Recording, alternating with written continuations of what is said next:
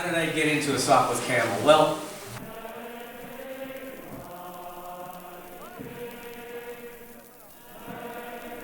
trying to clean it and take care of it. When I got it apart, I determined that the cylinders were, the piston was cracked in it. This is why the cylinder was bulged. I need to have these machined to make 7 of these is going to be involved. And I said, I'd like to buy the engine from these. They sent me this without an oil pump and without a hub. I'm like, what? Are you guys kidding me? And I had to negotiate for a long time with them, and they gave me the hub, but they wouldn't give me an oil pump.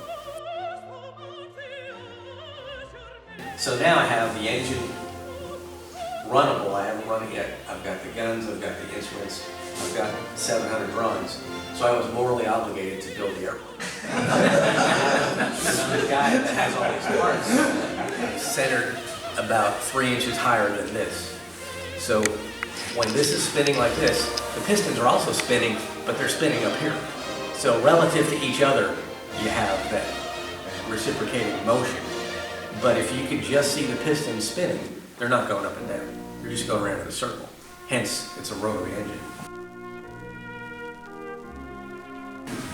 So because of that, it's very, very smooth, just like glass. It's amazing. They had this button on this is called a coupe button, and you could touch that, and that would short out the magnetos.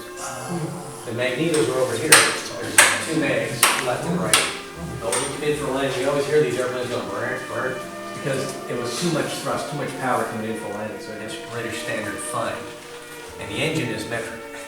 So I'm a real stickler for the details, so every nut and bolt on this is handmade to make sure I have the right British standard fine thread, and then the fuel system is British standard pipe.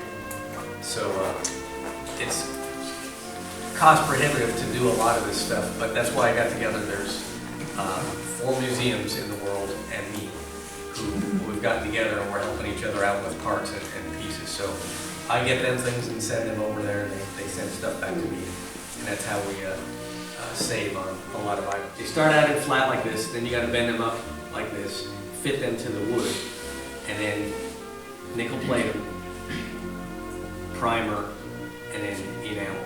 That's how they did it back then. So that's what all these parts, how they're done. Here's drawings of the center section brace fairing.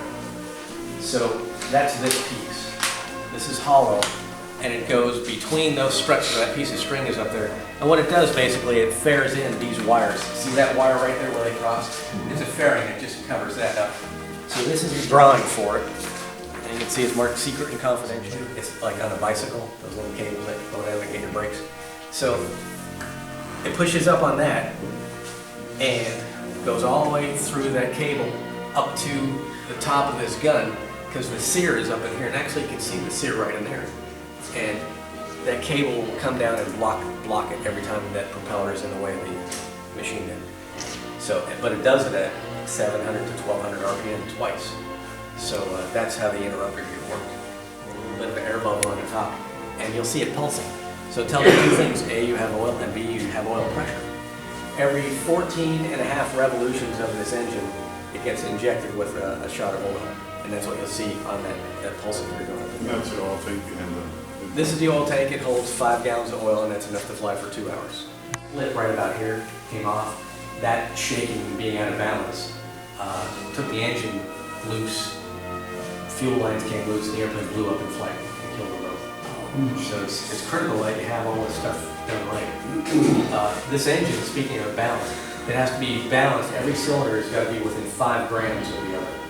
So 5 grams is the weight of a nickel. So it's, once you get it that balance, it's just amazingly smooth.